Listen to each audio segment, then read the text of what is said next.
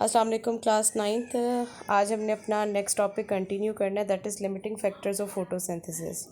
Photosynthesis की detail हमने देखी थी अपने प्रीवियस टॉपिक्स में, जिसमें हमने पढ़ा था अबाउट मैकेनिज़्म ऑफ फोटोसिंथेसिस, और मैकेनिज़्म में देखे थे हमने light reactions and dark reactions की डिटेल। ठीक हो गया। आज हम पढ़ेंगे about limiting factors of photosynthesis. सबसे पहले आ जाती है हमारे पास डेफिनेशन के लिमिटिंग फैक्टर्स होते क्या हैं। लिमिटिंग फैक्टर होता है किसी भी इन्वायरमेंटल फैक्टर की एब्सेंस या डेफिशिएंसी की वजह से अगर कोई भी मेटाबॉलिक रिएक्शन इंक्रीज़ या डिक्रीज़ हो तो उसको हम उस रिएक्शन का क्या कहते हैं, लिमिटिंग फैक्टर कहते हैं। दैट मीन्स कि वो इन्वायरमेंटल फैक्टर क्या कर रहा है, उस मेटाबॉलिक रिएक्शन पे अपना इफ़ेक्ट लेकर आ रहा है। उसकी एब्सेंस या डेफिशिएंसी से अगर वो मेटाबॉलिक रिएक्शन का जो रेट है वो डिक्रीज़ हो तो उसको हम क्या बोलेंगे, उसका लिमिटिंग फैक्टर कहेंगे। अब फोटोसिंथेसिस के लिए हमारे पास आ जाते हैं जो फैक्टर्स जो फोटोसिंथेसिस को इफ़ेक्ट करते हैं। उसमें आ जाती है light intensity, temperature, concentration of carbon dioxide, availability of water. ठीक हो गया। ये चार हमारे पास लिमिटिंग फैक्टर्स आ जाते हैं फोटोसिंथेसिस के लिए। दैट मीन्स कि इसकी डेफिशिएंसी या इनकी एब्सेंस में कोई एक भी फैक्टर इसमें से एब्सेंट होगा, या अगर उसकी डेफिशिएंसी होगी तो उसका क्या होगा, फोटोसिंथेसिस पे इफेक्ट होगा।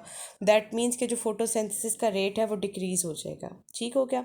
अब इनकी डिटेल हम वन बाय वन देखते हैं। सबसे पहले हमारे पास आ जाता है effect of light intensity. Photosynthesis, rate of photosynthesis जो है वो वेरी करता है with the intensity of light. अगर लाइट की इंटेंसिटी जो है वो डिक्रीज़ होती जाएगी तो रेट ऑफ फोटोसिंथेसिस भी क्या होगा, डिक्रीज़। और अगर लाइट की इंटेंसिटी इंक्रीज़ होती जाएगी तो रेट ऑफ फोटोसिंथेसिस भी क्या होगा, इंक्रीज़ होगा। बट लाइट की इंटेंसिटी भी up to the certain limit, अगर उस सर्टेन लिमिट से ज़्यादा हो जाएगी लाइट इंटेंसिटी तो फिर उसका फोटोसिंथेसिस पे इफेक्ट नहीं आएगा। सो दैट मीन्स कि एक up to the certain limit हम लाइट इंटेंसिटी को इन्हांस करते जाएंगे तो फोटोसिंथेसिस का रेट भी क्या होगा, इन्हांस होगा। और जैसे जैसे लाइट इंटेंसिटी यानी रोशनी की जो शिद्दत होती है उसको अगर हम कम करते जाएंगे तो रेट ऑफ फोटोसिंथेसिस भी क्या होता जाएगा, कम होता जाएगा। नेक्स्ट आ जाता है हमारे पास factor effect of temperature. Rate of photosynthesis जो है वो जैसे जैसे टेम्परेचर डिक्रीज़ होता है वैसे वैसे फोटोसेंसिस का रेट भी क्या होता है, डिक्रीज़ होता है।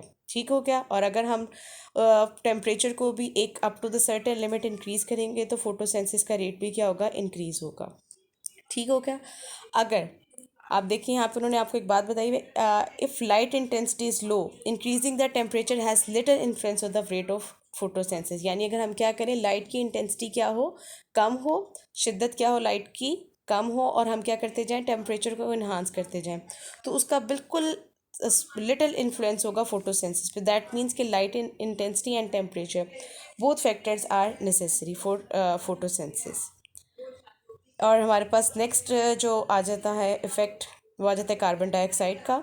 अब जैसे जैसे कार्बन डाइऑक्साइड की कंसनट्रेशन इंक्रीज़ होती जाएगी रेट ऑफ फोटोसिंथेसिस क्या होगा, इंक्रीज़ होगा। अगेन वही बात है, up to the certain limited, क्योंकि हर एक प्लांट की अपनी एक स्पेसिफिक कैपेसिटी होती है। उस कैपेसिटी से ज़्यादा वो कार्बन डाइऑक्साइड इनहेल नहीं कर सकते। सो जब जब तक उनकी कैपेसिटी फुलफ़िल नहीं होती, अगर हम कार्बन डाइऑक्साइड की अमाउंट बढ़ाते जाएंगे तो फोटोसिंथेसिस का रेट भी क्या होगा, इंक्रीज़ होता जाएगा। लेकिन जैसे ही उनकी कैपेसिटी कंप्लीट हो जाती है तो वो क्या होगा कि उनके जो लीव्स के स्टोमेटास हैं वो बंद हो जाएंगे। सो दैट मीन्स कि मज़ीद कार्बन डाइऑक्साइड जो है वो लीव के अंदर एंटर नहीं होगी और फोटोसिंथेसिस का रेट जो है वो डिक्रीज़ होना स्टार्ट हो जाएगा। सो यहाँ तक आपने आज इसको लर्न करना है। हमारे जो फैक्टर्स हैं फोटोसिंथेसिस के, limiting factors, very much important question board में। लिमिटिंग फैक्टर्स बहुत बार आया हुआ है।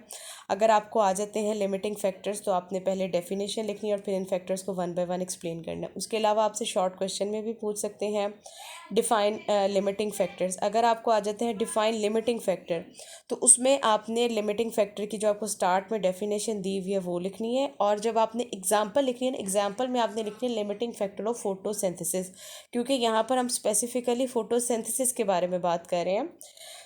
बाकी जो दूसरे मेटाबॉलिक रेट होंगे उनके ऑब्वियसली लिमिटिंग फैक्टर्स भी क्या होंगे, डिफरेंट होंगे। तो हर एक मेटाबॉलिक रिएक्शन के लिए सेम लिमिटिंग फैक्टर्स नहीं होते। हर मेटाबॉलिक रिएक्शन के लिमिटिंग फैक्टर्स भी क्या होते हैं, डिफरेंट होते हैं according to the reaction and according to their needs. तो अगर आपको शॉर्ट क्वेश्चन आता है लिमिटिंग फैक्टर्स का तो आपने डिफाइन करना है लिमिटिंग फैक्टर्स को, और साथ में आपने limiting factors of photosynthesis as an example लिखने हैं। उसके अलावा आपको एज अ शॉर्ट क्वेश्चन यहाँ पे किसी भी फैक्टर का इफेक्ट आ सकता है फोटोसिंथेसिस पे कि what is the effect of light intensity on photosynthesis, what is the effect of temperature on photosynthesis, what is the effect of carbon dioxide on photosynthesis. ठीक हो गया। इसके अलावा आपको क्वेश्चन इस तरह से भी आ सकता है कि if we increase the intensity of light what will be its effect on photosynthesis. ठीक है, किसी एक फैक्टर को के बारे में आपसे पूछ सकते हैं कि अगर हम उस फैक्टर को इंक्रीज या डिक्रीज कर दें तो उसका फोटोसिंथेसिस पे क्या इफेक्ट होगा। स्टेटमेंट की तरह भी आपको क्वेश्चन आ सकता है। सो यहाँ तक आपने लर्न करना है। Thank you so much.